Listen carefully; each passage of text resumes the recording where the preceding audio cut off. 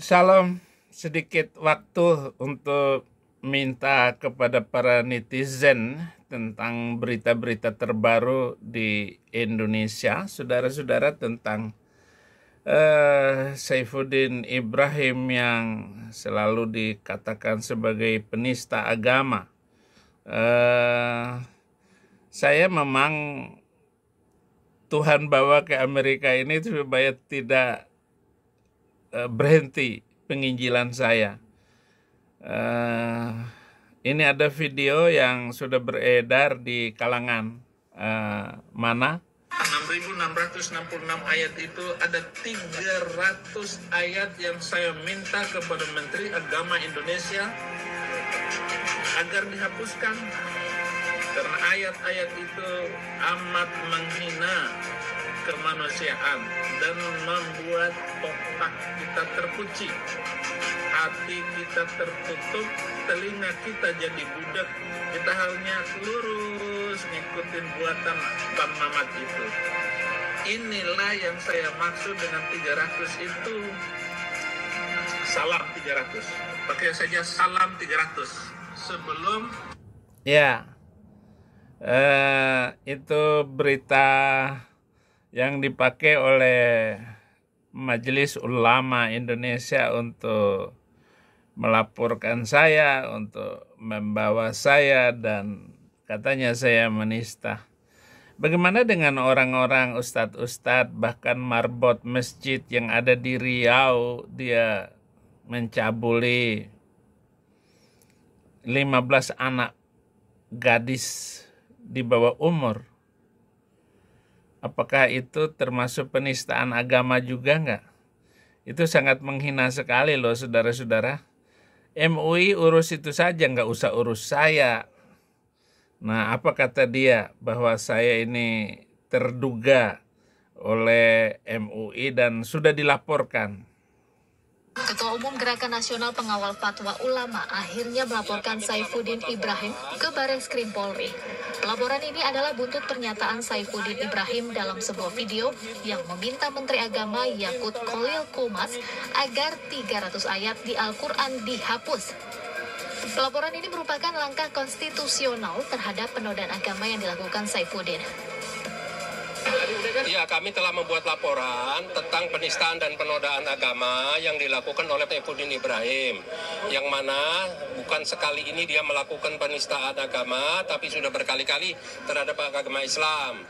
Bahkan dia sudah berkali-kali menghina dan menistakan, tapi sekarang dia ternyata kabur. Tapi alhamdulillah dari pihak aparat kepolisian telah menindaklanjuti dan mengejar dan bekerja sama dengan Interpol. Ketua Umum Gerakan Nasional Pengawal Fatwa Ulama akhirnya memang ada utusan, bukan utusan, memang polisi bertemu dengan saya baik-baik di Los Angeles.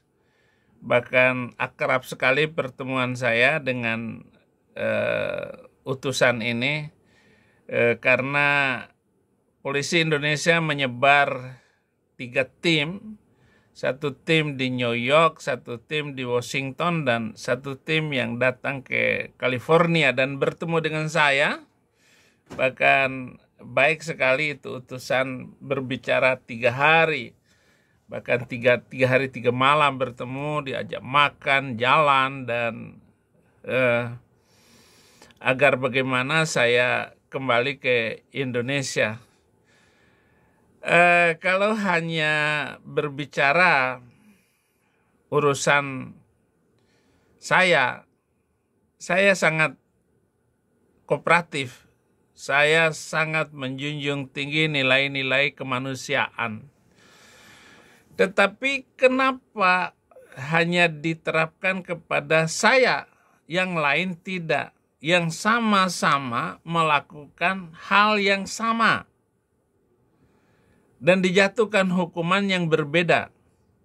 Ketika saya mengurus masalah KC yang hanya mengungkit dan berbicara tentang kitab gundul, kemudian juga berbicara masalah Nabi dikerumuni jin ketika sholat,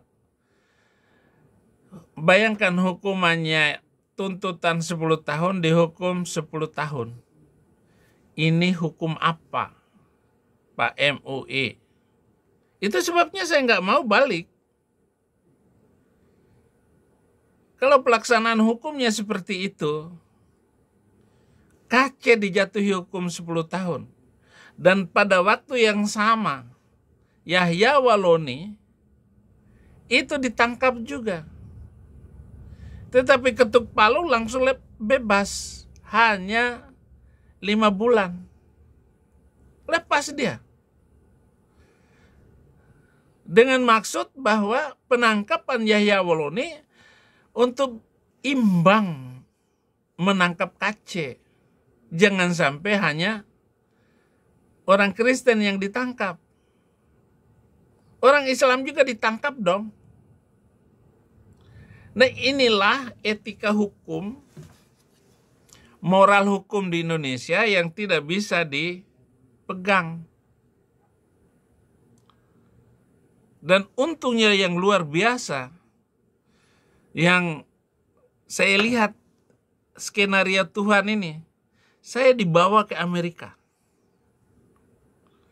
Dan langsung viral. Begitu saya sampai di Amerika, saya tiba di lapangan internasional, Bandara Internasional Lex, California, 3 Maret. 4 Maret saya khutbah ulang. 10 Maret viral, 28 Maret saya sudah ditetapkan sebagai tersangka. Saya sangat cinta dengan Indonesia dan saya cinta dengan taat dengan hukum. Maaf, saya bukan kabur, Pak MUI. Saya diundang khutbah oleh teman-teman di Amerika untuk dibawa ke sini. Ya. Sebenarnya undangan itu juru selamat. Kalau saja viral di Indonesia, apa jadinya? Sudah. Segala tulang saya sudah remuk semua. Kenapa? Karena memang hukum Indonesia adalah hukum yang tidak beradab. Minoritas ditangkap, mayoritas dibiarkan. Saya nggak tahu sekarang anak Batak. Itu anak Batak berapa divonis? Saya belum baca beritanya. Itu orang Kristen. Atau Pak Prabowo, mohon dilepaskan itu MKC. Dia sudah sakit-sakitan. Bebaskan MKC, Pak. Itu hukum sangat biadab itu. Kebiadaban ini terus dijaga oleh MUI dan mafia-mafia agama di Indonesia. Itu mafia yang tidak pantas bagi kemajuan bangsa Indonesia di masa hadapan. Undang-undang penistaan agama juga harus dicabut. SKB 2 Menteri juga harus dicabut. Kalau mau bebas, bebaskan semuanya agama.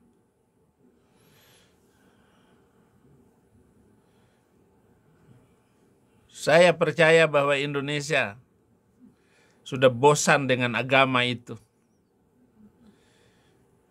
Mau tetap beragama itu jadi munafik? Tidak beragama malu? Karena tidak mungkin Anda melakukan kegiatan keagamaan Anda sempurna Anda lakukan. Kalau mau, ayo. Kalau tidak, negara akan hancur. Habis waktu untuk sholat. Habis waktu untuk jengking. Oleh karena itu tinggalkan keyakinan itu, karena tidak pantas untuk diimani. Dan juga nabinya itu dan kitab suci itu. Apa yang saya minta dari 300 itu adalah telah membuat malapetaka bangsa-bangsa. Sekarang kita lihat itu negara Arab, lihat semua bagaimana Arab itu berantakan, hancur, luluh lantak karena beragamakan kepada agama itu. Tidak ada hidup damai di sana, hidup penuh dengan ketakutan. Mari sadar semua saudara dalam beragama. Dan saya gembira dengan munculnya anak-anak muda muslim yang sudah mulai tidak percaya lagi dengan keyakinan itu. Akhirnya terima kasih saudara-saudara atas respon Anda. Jangan lupa like dan subscribe. Tuhan Yesus memberkati.